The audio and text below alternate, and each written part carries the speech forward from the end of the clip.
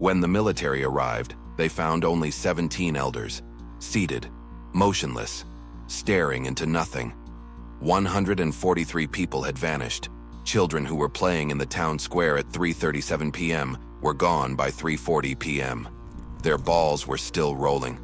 Their voices still echoed on recordings. But their bodies no longer existed. Pots still boiling. Tables set for meals. Clothes drying on lines. Everything working. Everything alive. Except the people. The elders couldn't speak. Not because of trauma. Their throats simply refused to obey. No injury, no blockage, just silence forced from the inside out. 3 weeks later, footprints were found in the mountains, hundreds of them, all heading in the same direction, all stopping at the same exact point, as if the ground itself had swallowed the bodies without leaving a trace. No one heard screams, no one saw anything, no one ran. San Jeronimo del Valle still exists on the map. The elders died one by one. All at the same time of day, all staring at the same place. But the silence that remained isn't the absence of sound. It's the presence of something that should not be quiet.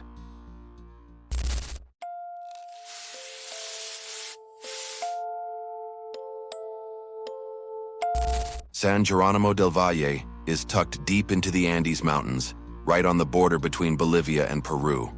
300 years old, isolated, forgotten, sustained by subsistence farming and llama herding, no paved roads, no cell service, just an old radio in the priest's house. On March 14, 2019, that radio broadcast something different. It wasn't words, it was a sound, low, continuous, like someone had accidentally held the transmit button down. It lasted 47 seconds. Then, absolute silence.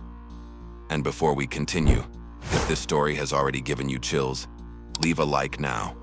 Subscribe to the channel and turn on notifications. And tell me in the comments, what city are you watching from?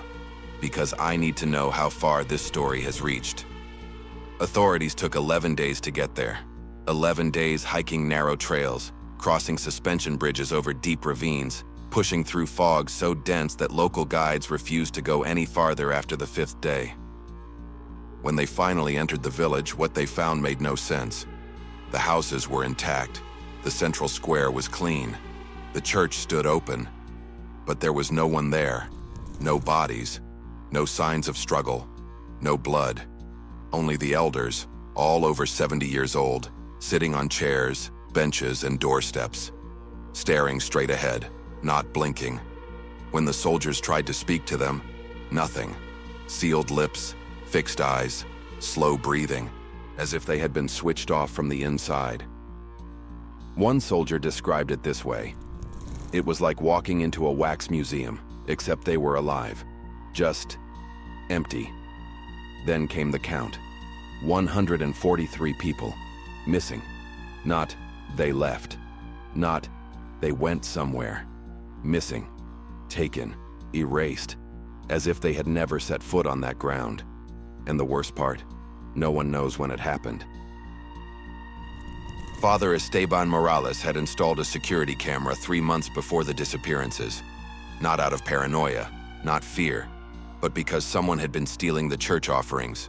Coins, candles, small objects left by the faithful on Tuesday nights. Always Tuesdays, always between midnight and 3 a.m. The priest checked every morning, and every Wednesday, something was missing. He wanted to know who. The camera was rudimentary. Bought at a street market in La Paz during his last trip to the city. Terrible resolution, black and white, but functional. It was pointed at the central square, recorded on a 72-hour loop, everything stored on a 16-gigabyte memory card. Awful quality. But it did the job. When the military arrived at the empty village and found the camera still running, the priest was already gone. 62 years old, 17 years serving San Jeronimo del Valle. One of the 143 who had disappeared. The memory card was removed, bagged, sealed, sent to the military intelligence department in La Paz under armed escort, as if it were explosive. Specialized technicians spent 5 days trying to recover the files. The first 2 days were useless. The files were corrupted. Not completely, but enough that no standard software could open them. On the third day, one technician, a forensic data recovery specialist, managed to reconstruct fragments, pieces, broken images, distorted sound. On the fifth day, they managed to assemble a continuous 3-hour sequence. What they recovered was shown only once, in a closed room.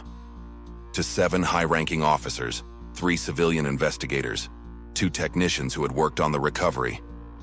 After that, the file was classified as material sensitive to national security and locked in a subterranean vault beneath the Ministry of Defense. No one has accessed it since.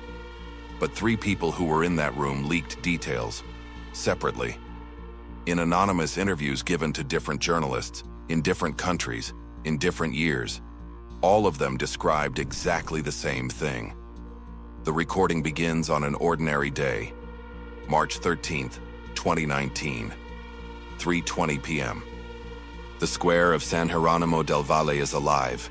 Children are playing ball, 8 of them, ages between 5 and 12.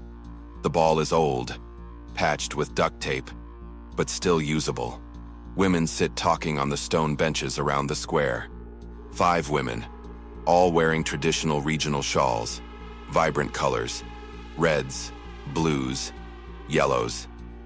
Men carry sacks of potatoes back and forth. 3 men, preparing the harvest to be transported the next morning. The work is heavy, but they laugh, talk, make jokes the camera can't capture. Everything normal, everything functional, everything alive. 3:37 p.m. A boy, later identified as Mateo Quispe, 7 years old, kicks the ball too hard. It rises, traces an arc, lands at the edge of the square, rolls to a stop near the church entrance. Mateo runs after it. The other children shout, laugh, cheer him on. The camera captures everything, low resolution, but clear enough. Mateo bends down to pick up the ball. 3:38 p.m. Mateo lifts his head. He looks at something, off camera, to the left, toward the mountains to the north. His body freezes. It isn't fear. It isn't surprise. It isn't curiosity. It's something else. Something the investigators who watched the footage couldn't name. One of them described it like this. It was as if he stopped being a child at that exact second, like something inside him had been switched off, and he became something else. Mateo doesn't scream, doesn't run, doesn't move. He just stands there, staring.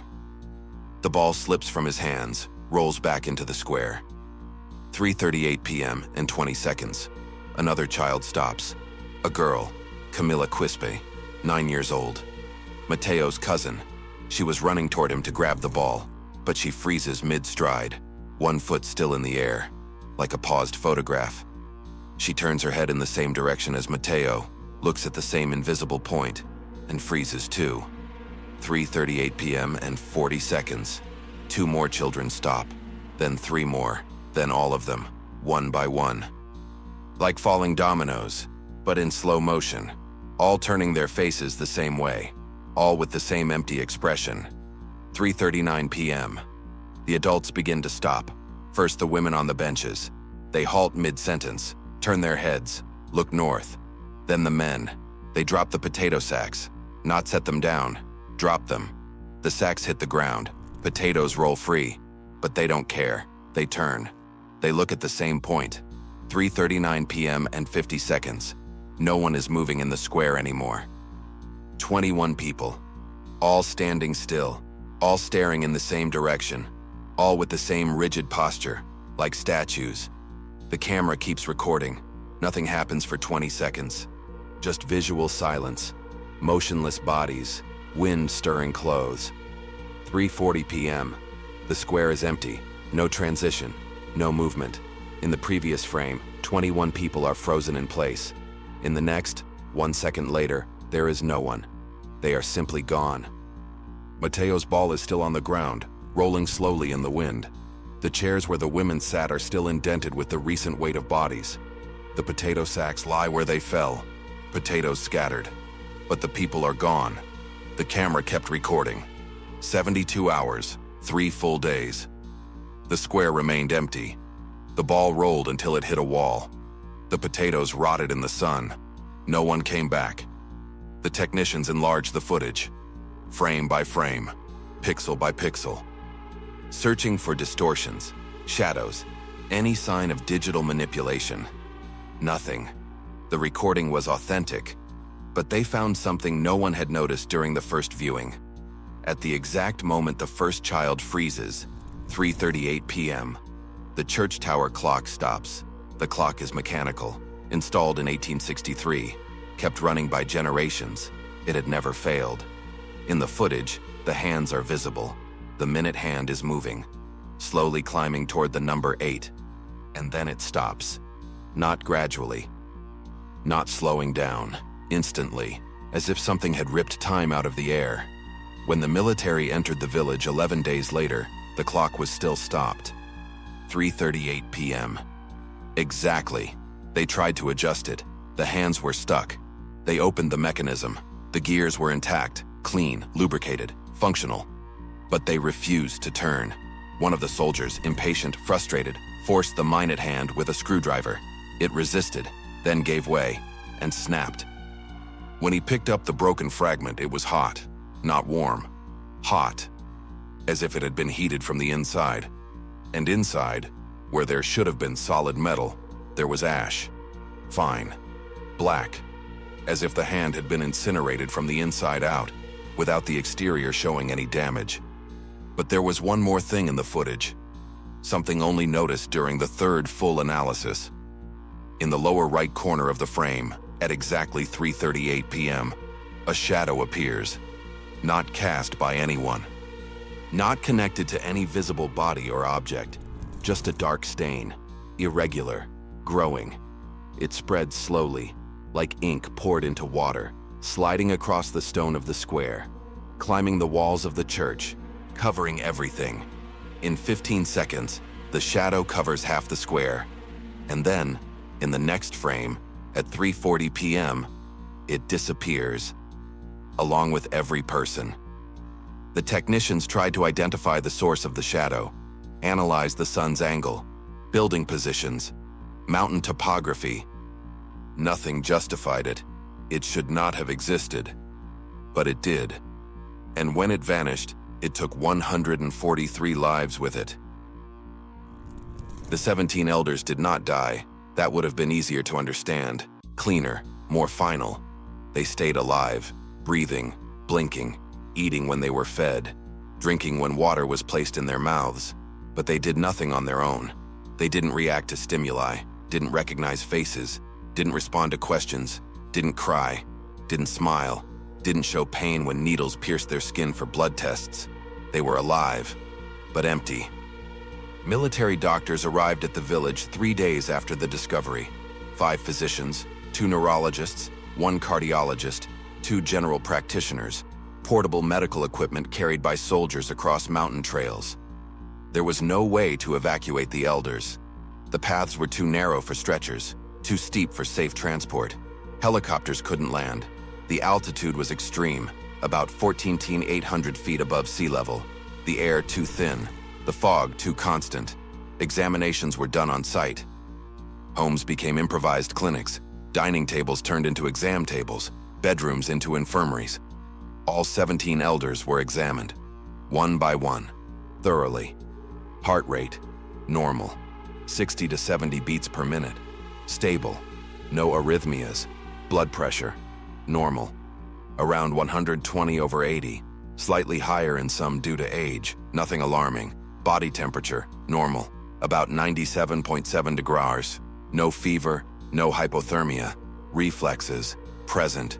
Pupils reacting to light. Patellar reflex intact. Grasp reflex active, but something was wrong. Deeply wrong. The doctors ran portable brain scans, electroencephalography equipment, neural activity measurements. The results showed brain activity. The brains were functioning, neurons firing, synapses active. It wasn't brain death. It wasn't a coma. But when neurologists tried to map where that activity was concentrated, the machines began to fail. not a technical malfunction. The equipment worked perfectly in every other test. But when they attempted to identify which brain regions were active in the elders, the readings became incomprehensible. Dr. Hector Vasquez, a neurologist with 23 years of experience, described it in his report. The neural activity patterns do not correspond to anything I have seen in my career. Electrical impulses were present, but they did not follow normal pathways. It was as if the brain were operating on a different frequency. Like watching an engine running perfectly, but not connected to anything, producing no movement, no result. The elders were questioned. Attempts at verbal communication, one by one, patiently, calmly, repeatedly. They tried Spanish, nothing. They tried Portuguese, nothing. They tried Quechua, the most spoken language in the region, nothing. They tried Aymara, a secondary language among some of the older residents, nothing. They tried gestures, pointing at objects. Asking simple yes or no questions, asking them to nod, to raise an arm, to blink twice, nothing. Not refusal, not stubbornness. Their mouths simply would not obey. Their lips moved slightly, almost imperceptibly, as if trying to form words, as if the command was being sent from the brain. But no sound came out, no syllable, no whisper, no noise. Otolaryngologists were called in. They examined the vocal cords of each elder using specialized equipment. Results: perfect vocal cords. No damage. No inflammation, no physical blockage, no paralysis, no nodules, no scarring. In theory, they should have been able to speak. Anatomically, there was no reason they couldn't, but they couldn't. One of the doctors, Dr. Patricia Moreno, an occupational therapy specialist, decided to try something different. She handed paper and a pen to one of the elders, Domitila Quispe, 81 years old, the village midwife for more than 50 years, hands still steady despite her age. Known for her beautiful handwriting, Domitila took the pen. Her fingers closed around it with the right amount of pressure. Not too tight, not too loose. Natural movement. She looked at the paper, blank, waiting, and began to write. But they weren't letters. They weren't words. They weren't numbers. They were lines, straight, parallel, absolutely symmetrical, as if drawn with an invisible ruler, millimeter precision. She filled the entire first page, top to bottom, line after line. Perfect spacing, identical distance between each stroke. When she finished the first page, she took another and continued. Second page, same lines, same pattern, same obsessive precision. Third page, no pause, no hesitation, as if she were copying something only she could see, as if an invisible template were floating in front of her. Dr. Moreno watched for 15 minutes, then tried to interrupt. She placed her hand over the paper, called Domitila's name, asked her to stop. Domitila did not react. She kept writing. The pen moved over the doctor's hand as if it weren't there. The doctor tried to take the pen from her grip. Domitila tightened her fingers, with force. So much force that the pen snapped. Plastic breaking, blue ink bursting, spilling over Domitila's fingers, staining the paper, dripping onto the table. But Domitila kept making the writing motion, in the air. No paper, no pen, just the gesture, her hand moving, fingers tracing invisible lines. With the same precision, the same obsession, for 6 hours. Her fingers began to bleed, skin splitting from the repetitive motion, blood mixing with blue ink, running down the table. She did not stop. She showed no pain. She made no sound. She did not hesitate. Until one of the doctors sedated her. An intramuscular injection. A mild sedative. Enough to relax the muscles. Only then did she stop. The military decided to isolate the elders in their own homes. 1 elder per house. Guards stationed at each residence. 2 shifts, 12 hours each. Not to protect them, to observe them. And it was during this observation that patterns began to emerge. Every night, without exception, At exactly 3:40 a.m., all 17 elders stood up. At the same time, in the same second. It didn't matter where they were.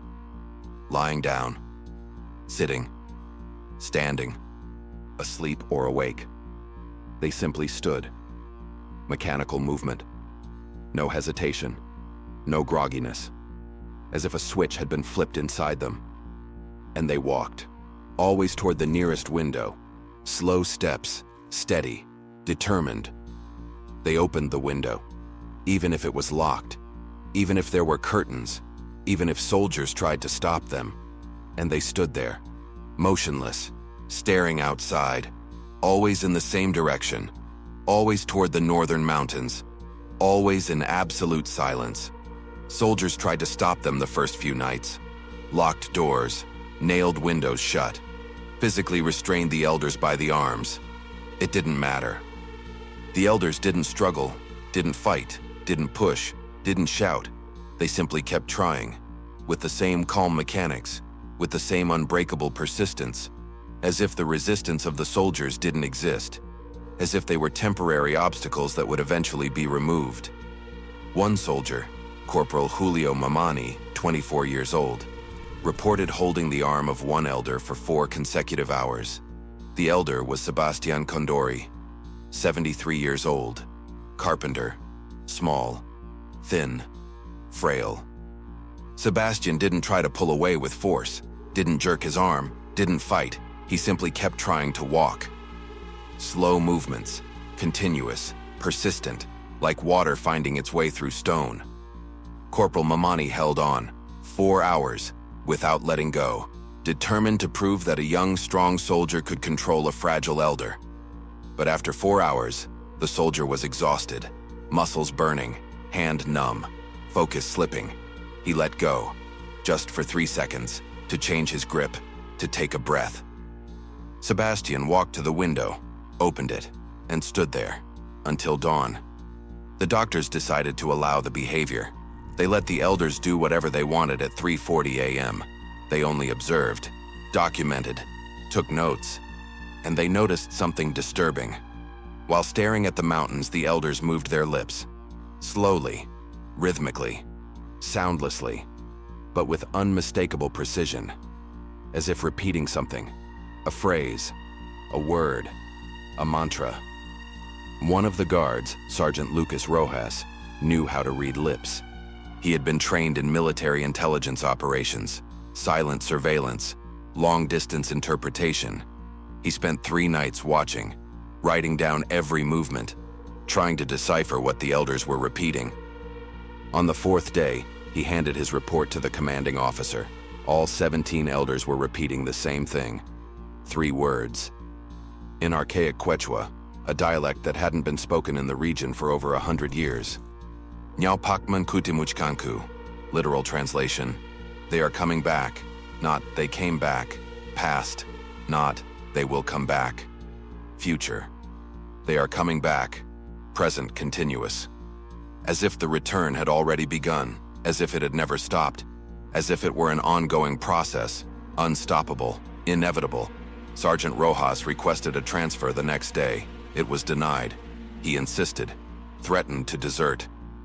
3 days later, he was found unconscious at his guard post. Collapsed. No injuries, no signs of a struggle. He woke 12 hours later in the improvised field hospital. He didn't remember anything, couldn't explain what had happened, but he kept repeating the same sentence quietly, compulsively. They're closer than you think. Much closer. The first search team was deployed on March 26, 2019, 12 days after the discovery of the empty village. 23 men, soldiers trained in extreme altitude rescue, tracking specialists, survival experts, equipped with state-of-the-art GPS units, long-range radios, thermal cameras, motion detectors, and 5 search and rescue dogs brought in from La Paz, German shepherds, highly trained. The mission was simple: sweep the mountains surrounding San Jeronimo del Valle within a 12-mile radius. Look for signs, anything. Torn clothing, hair, bones, blood, bodies. The operation was led by Captain Rodrigo Mamani, 38 years old, 17 years of military service, veteran of 3 conflict zones, commander of 12 successful mountain rescue missions, a man who had seen things other soldiers only saw in nightmares, a man who believed in nothing that couldn't be explained. He had a favorite saying, one he repeated to his men: "Mountains don't keep secrets, they just hide answers we haven't found yet." He believed that deeply. He brought supplies for 10 days, enough equipment for 2 weeks if needed, and the determination to stay as long as it took. He came back in 3 days, and when he descended from the mountain, Rodrigo Mamani was not the same man. His soldiers reported that during the last 20 hours of the descent, he remained completely silent.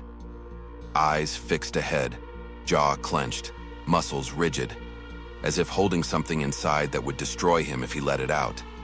He didn't eat, didn't drink water, didn't answer questions. He just walked, step after step, mechanical, absent.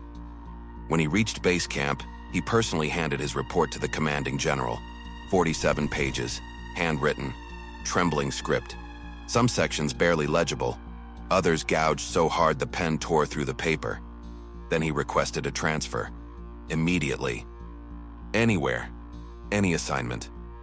As long as it was far from there, it was denied. The general needed him. He knew the terrain. He knew the men. Mamani insisted, begged.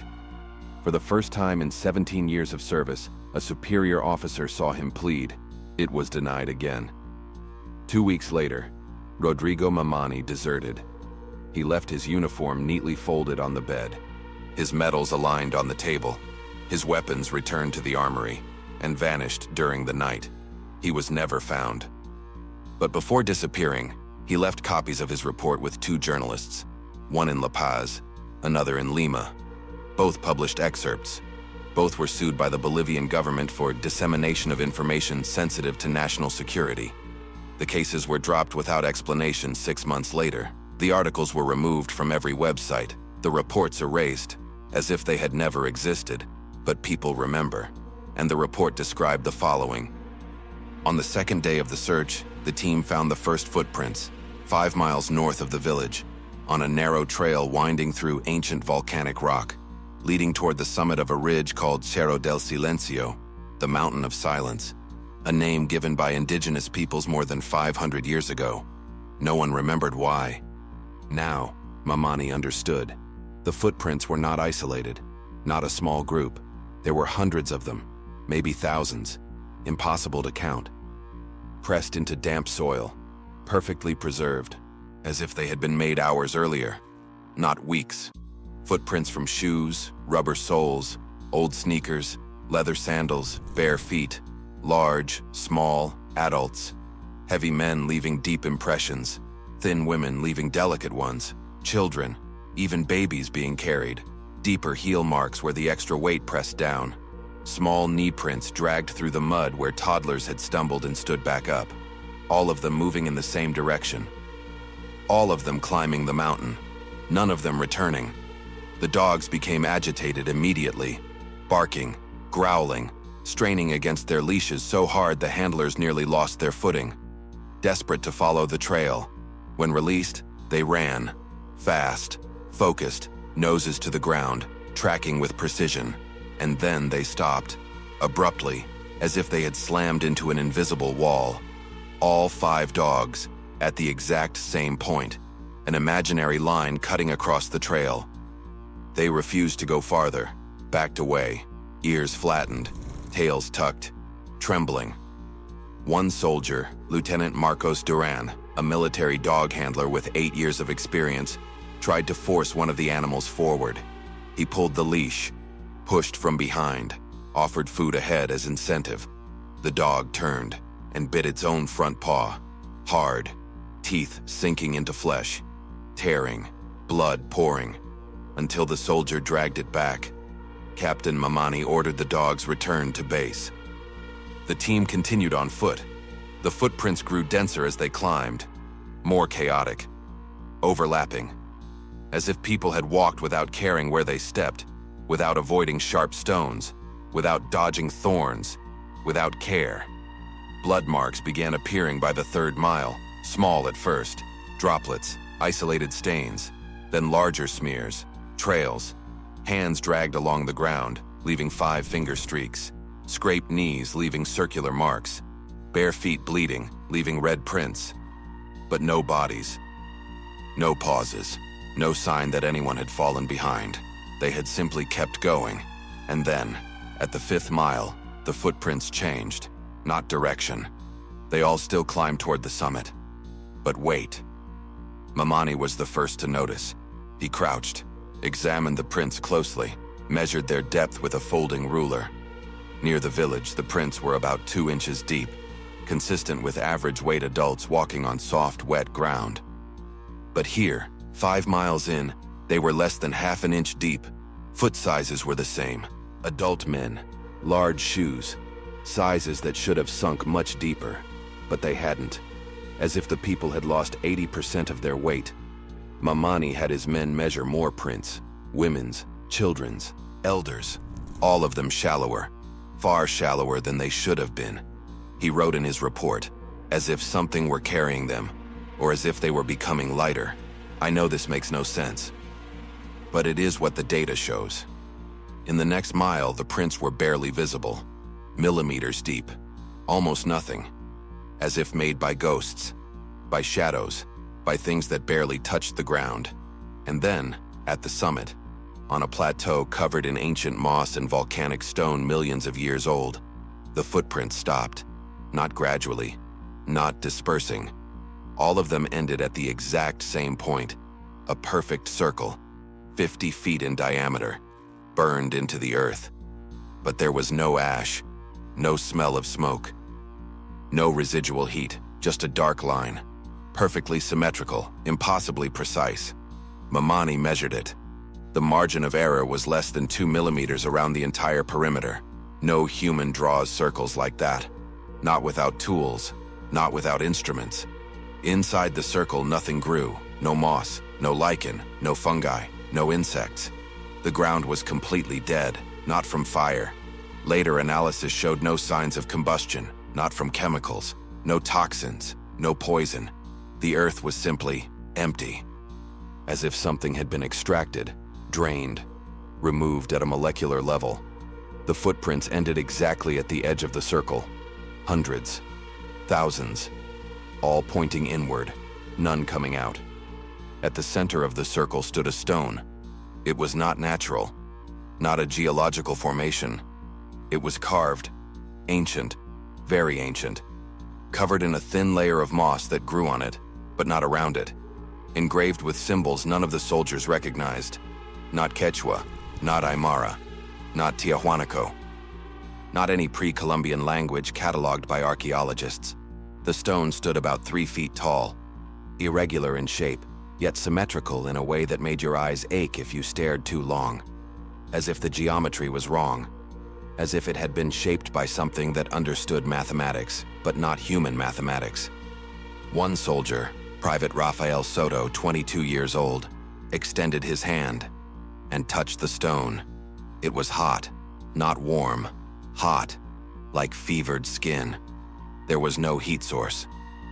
The sun was hidden behind thick clouds. The wind was icy. The ambient temperature was about 39 degrees Celsius. The stone was at exactly 98.6 degrees Celsius.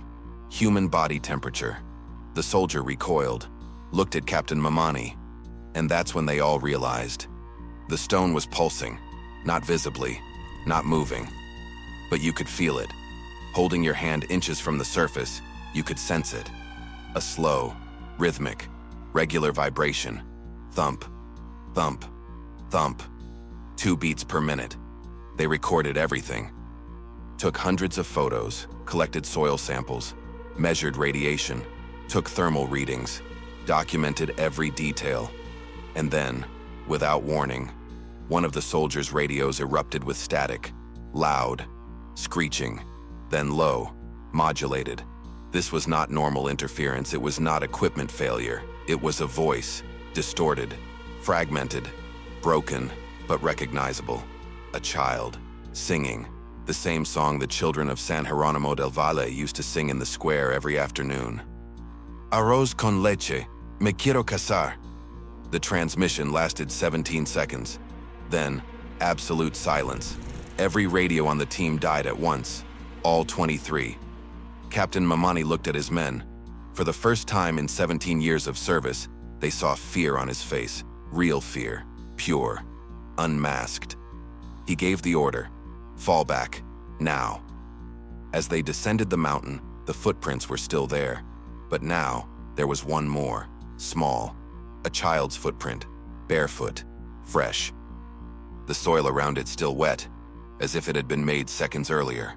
Pointing toward the village, Mamani stopped, stared at it for a full minute, then looked at his men, and said only one thing before continuing the descent.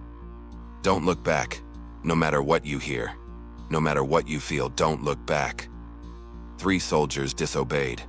When they reached base camp, all 3 were mute, exactly like the elders. They have never spoken since. When investigators began cataloging the belongings left behind in the houses of San Jeronimo del Valle, they expected to find clues about what had happened. Farewell letters, notes, diaries with strange entries, signs of planning, packed bags, clothes set aside, any indication of intent, of preparation, of goodbye. They found the complete opposite. Everything had been interrupted, not paused, not organized, not arranged for a later return. Interrupted, as if life had been cut mid-breath. Pots still sat on stoves with food inside. Potato soup, stewed meat, rice, not burned, but cold, ice cold. As if the fire had been turned off at the exact moment, the exact second, the people vanished. Plates were on tables, forks still skewering pieces of meat, spoons holding rice halfway between plate and where a mouth should have been, glasses half full of water, some tipped over, water spilled, still pooled on the wood, beds unmade, sheets pulled back as if someone had just stood up, pillows bearing deep impressions of heads that had slept there, still warm when the first investigators touched them, but no one around. In the Kalasaya family home, father, mother, 3 children, the kitchen table was set for 5. All 5 plates held food. All 5 glasses held water. Chairs were pulled back, spaced out, as if everyone had sat down, begun to eat, and then stopped, stood up, and disappeared. But something was deeply wrong with the food. One investigator noticed first. Lieutenant Ana Mercado, a scene analysis specialist. The potatoes on each plate were arranged the same way. Exactly the same way. 3 potatoes per plate. Always forming a perfect triangle. Always with the same distance between them. People don't eat like that. No one arranges food on a plate with geometric symmetry before eating. People serve food. They eat. They disturb it. They scatter it. But here, every plate held 3 potatoes. Perfect triangles. 5 plates. 5 identical triangles. The team photographed them, measured them with rulers. The distances between the potatoes were identical on all 5 plates. Millimeter precision, margin of error under ½ millimeter, as if someone, or something, had arranged them afterward, after the people were gone. Organizing, standardizing, symmetrizing. Lieutenant Mercado wrote in her report, pattern impossible to produce by accident or by humans eating, intentional, deliberate, purpose unknown. In the house next door, they found a notebook. It belonged to a 9-year-old girl, Camilla Quisp, a good student according to the village school records. She loved drawing, had won a regional children's art contest 2 years earlier. Theme, my family.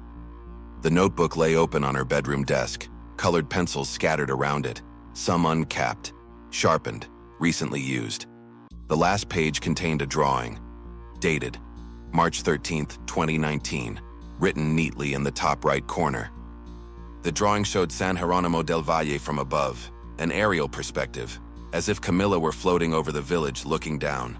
The central square sat in the middle, perfectly circular, colored gray, the church beside it, tall towers, a cross on top, houses around it, narrow streets, mountains in the background, everything detailed, precise, beautiful.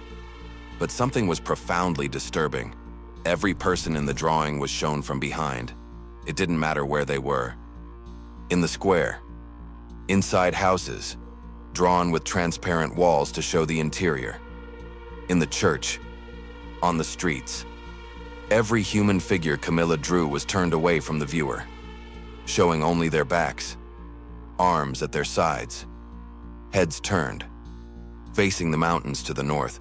27 human figures in the drawing, 27 people all seen from behind, all facing the exact same direction. And in the upper corner of the page, above the date, written in shaky, uneven handwriting, completely different from her neat script, as if written by someone else, or as if she had written with her non-dominant hand. 5 words, in tightly pressed capital letters, "They are calling again."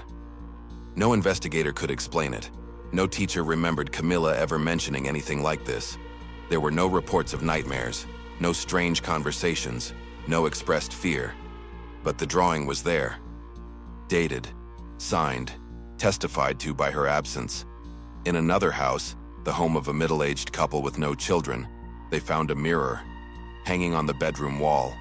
Large, dark wooden frame, old carvings along the edges. A family heirloom according to later inventory. The mirror was broken, but not shattered, not fragmented into pieces, not cracked in a spiderweb pattern the way mirrors usually break. It was split. One single straight line, cutting the glass from top to bottom. Perfectly centered, dividing the mirror into 2 identical halves. Mirrors don't break like that, not naturally. Glass fractures in chaotic, irregular patterns, radiating cracks, shards, never a perfect straight line. The investigators removed the mirror carefully, packed it, sent it to the forensic laboratory in La Paz. The technical report confirmed it. The crack was not caused by external impact. There were no pressure marks, no point of origin, no deformation around the fracture. The glass had separated from the inside out, as if something within the glass itself had forced the division. But the strangest phenomenon occurred when they tried to photograph it. Every photo came out blurred, not due to focus issues, not camera movement, not equipment failure, but because the crack appeared to move. Slowly, imperceptibly to the naked eye, but visible in photographs, like wet ink dripping downward, like a wound opening in slow motion. When they looked directly at the mirror, the crack was still, static, fixed, but in photographs, taken 1 per second over the course of a minute, the crack was in a different position in every image, moving, sliding, growing. The forensic team decided to store the mirror in a secure facility, locked, guarded, security cameras running 24 hours a day. 3 days later, the mirror was gone. Not stolen. The door was still locked from the inside. The key was still with the custodian. Security footage showed no one entering or leaving. The mirror simply was not there. 6 months later, during a routine inspection in San Jeronimo del Valle, the mirror was found, back in the same house it had been taken from, hanging on the same wall, at the same height, at the same angle, as if it had never been removed. But now, the crack was gone, completely. No mark, no scar, no line. The glass was perfect, whole, as if it had never been broken. The most disturbing objects, however, were found in the church. Father Esteban Morales kept a journal, a meticulous record of every Mass, daily notes about parish life, personal reflections on faith, doubt, and hope. He wrote every night before sleeping, a sacred ritual. He never skipped a day. The final entry was dated March 13, 2019. The handwriting at the beginning was impeccable, clean, organized, elegant cursive refined over decades of sermon writing. The entry began normally. Today we celebrated morning Mass. 17 parishioners attended. Doña Domitila brought fresh flowers for the altar. The children sang. But as the lines progressed, something changed. The letters began to distort, growing larger, irregular, slanted, pressed harder and harder into the paper. The third sentence was barely legible. I can't stop. It's getting louder. The fourth sentence tore through the page. Here, here, here, here. And then, repeated 17 times, each instance more violent, more desperate, more aggressive. I can't stop hearing. I can't stop hearing. I can't stop hearing. I can't stop hearing. I can't stop hearing. I can't stop hearing. I can't stop hearing. I can't stop hearing. I can't stop hearing. I can't stop hearing. I can't stop hearing. I can't stop hearing. I can't stop hearing. I can't stop hearing. I can't stop hearing. I can't stop hearing. I can't stop hearing. On the final line, the pen punched completely through the paper. It kept writing on the wooden table beneath. The word "here" was carved so deeply into the wood it looked chiseled. Grooves nearly a quarter-inch deep, as if made with a blade, not a pen. Investigators turned the notebook over. On the back cover, they found something not written in ink. It was scratched, with fingernails, deep, tearing through the leather cover, exposing the cardboard beneath. A symbol, geometric, complex, made of straight lines intersecting at impossible angles, concentric circles, inverted triangles.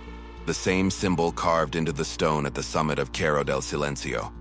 Father Esteban had seen it, before disappearing, and had tried to copy it, with such force that his fingernails had bled.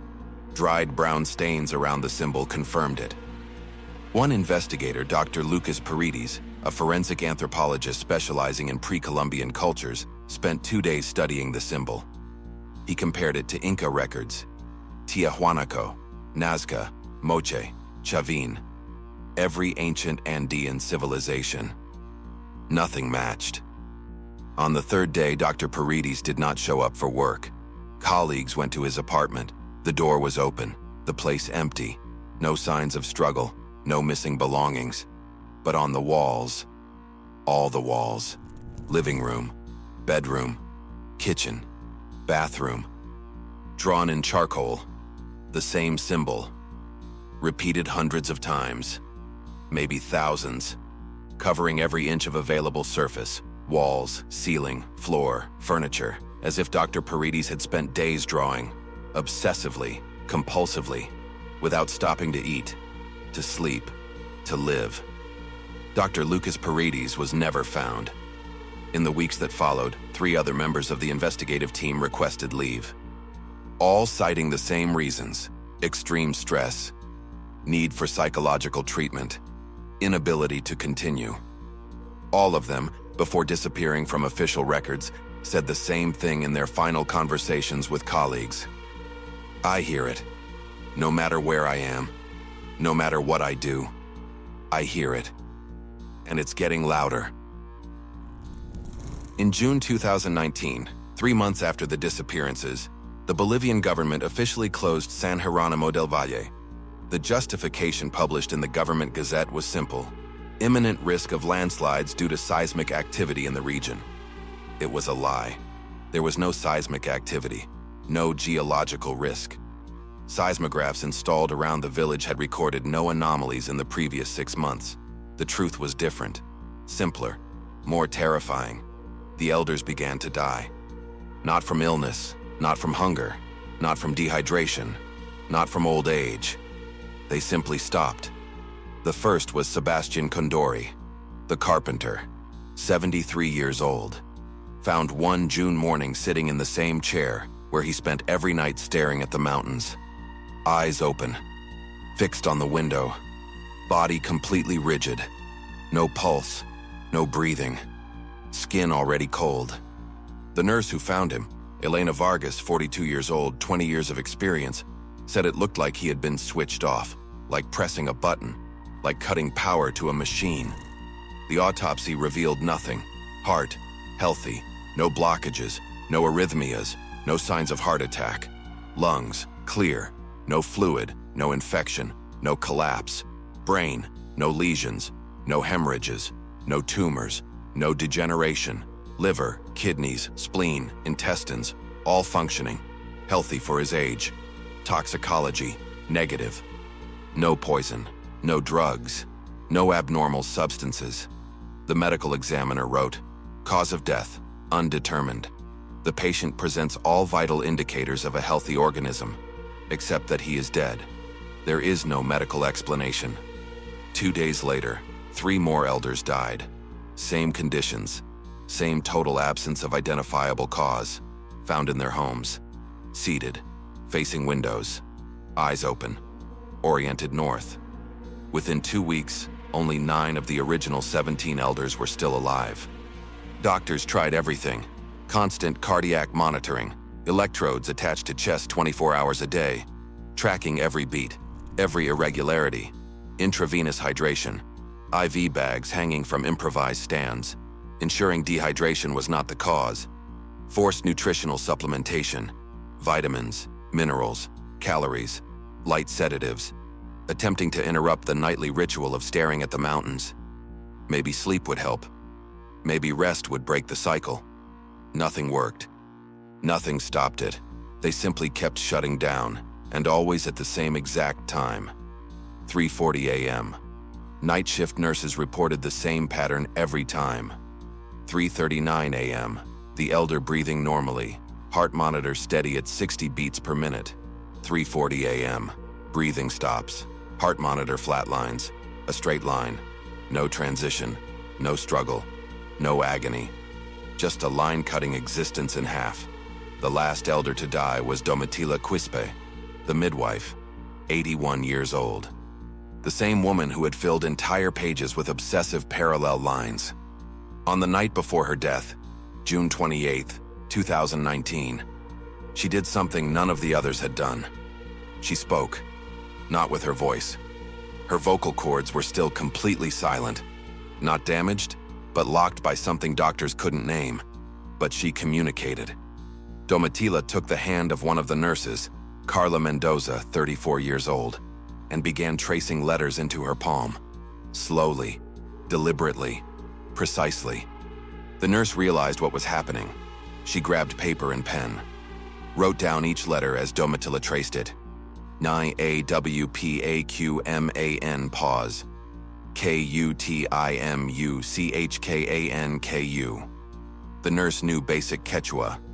She had grown up in a nearby village where the language was still spoken by elders. She translated silently, "They are coming back."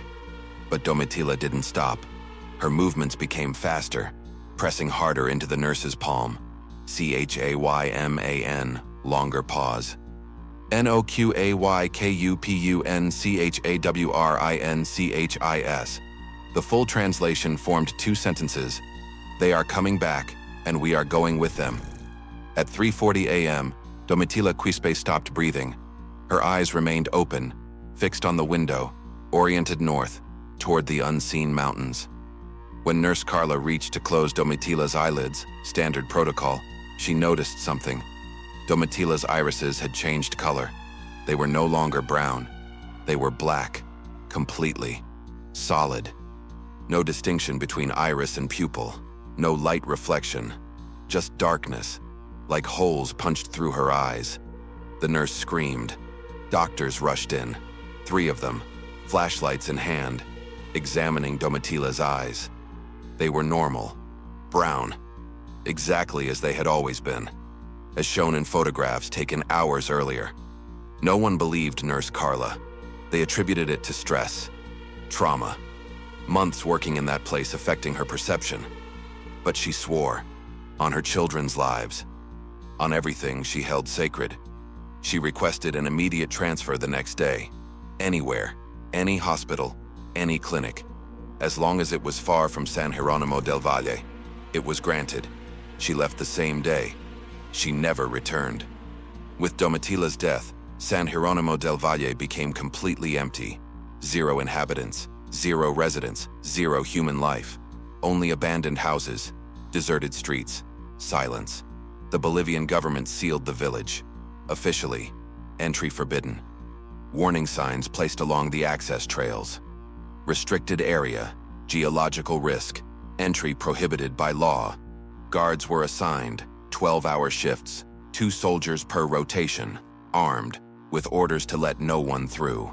But guards don't stay. They can't. The longest completed shift was 8 hours.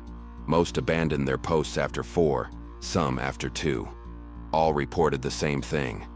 At exactly 3:40 a.m., with atomic clock precision, the lights of the village turn on, by themselves. Every house, every window, every door, all at once. As if someone had come back, as if life had resumed, as if 143 people had simply reappeared. The guards hear sounds, footsteps, many of them, walking on stone streets, rhythmic, coordinated, voices, muted, low conversations, words indistinct, but unmistakably human. Children laughing, high-pitched, innocent, doors opening, closing, hinges creaking. But when guards approach, and most don't, choosing instead to watch from afar, there is no one. Lights are on, doors are open, the houses are empty. When the sun rises, everything is dark again. Everything closed, everything exactly as it was left. As if nothing happened, as if it were imagination. But it isn't. In 2021, a documentary crew obtained special permission from the government to film the village. 4 people: director, camera operator, sound technician, producer. They entered at 10 a.m., planned to film for 6 hours, full daylight, safe. They lasted 3. At first, everything looked like a normal abandoned village. Empty houses, dust, silence. Then they began to hear echoes, not of their own voices, not of their own footsteps, voices that weren't there. A child calling, "Mom! Mom, where are you?" A man coughing, deep, from inside a house. When they entered, nothing. A woman humming, softly, an old lullaby in Quechua, sounds coming from behind doors, from inside homes, from upper floors. But whenever they investigated, whenever they entered, there was nothing. Just emptiness, silence closing in around them. The director, Miguel Flores, 36 years old, 12 award-winning documentaries, filmed the central square. The same square where the priest's camera had captured the disappearances. He filmed for 3 minutes. Fixed camera, stable tripod, perfect framing. They saw nothing unusual while filming. But when they reviewed the footage, 6 hours later at a hotel in La Paz, they saw something that had not been there. Shadows, dozens of them, maybe hundreds, cast across the stone of the square.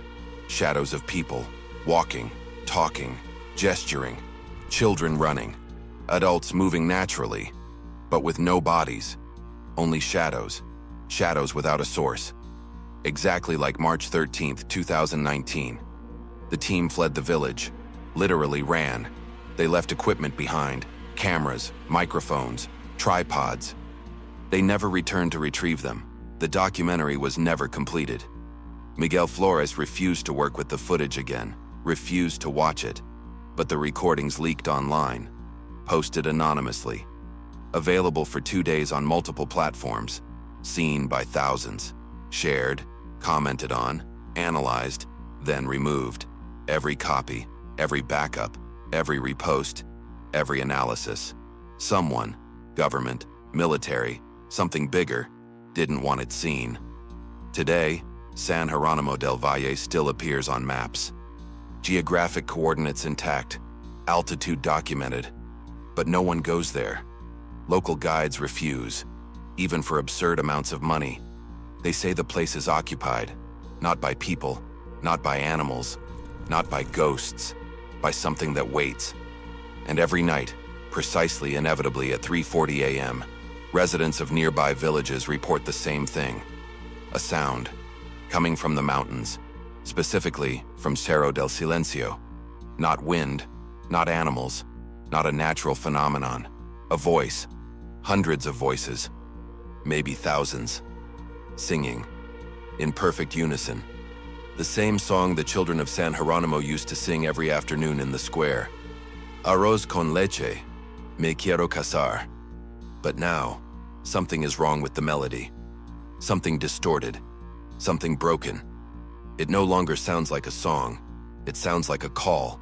And every year people swear the call grows louder, closer, clearer, more insistent. In February 2024, 5 years after the original disappearances, a village 20 kilometers from San Jeronimo reported the first disappearance since 2019. A child, 6 years old, a boy, Gabriel Poma. He vanished from his bed during the night, parents sleeping in the next room. The door locked from the outside, a regional custom to prevent children from wandering at night. They woke up at exactly 3:40 a.m., both at the same time. As if something had called them, they went to check on their son. The door was still locked, but the window, second floor, 13 feet high, no ladder, no nearby trees, was open. Gabriel was gone. Footprints were found in the damp soil outside.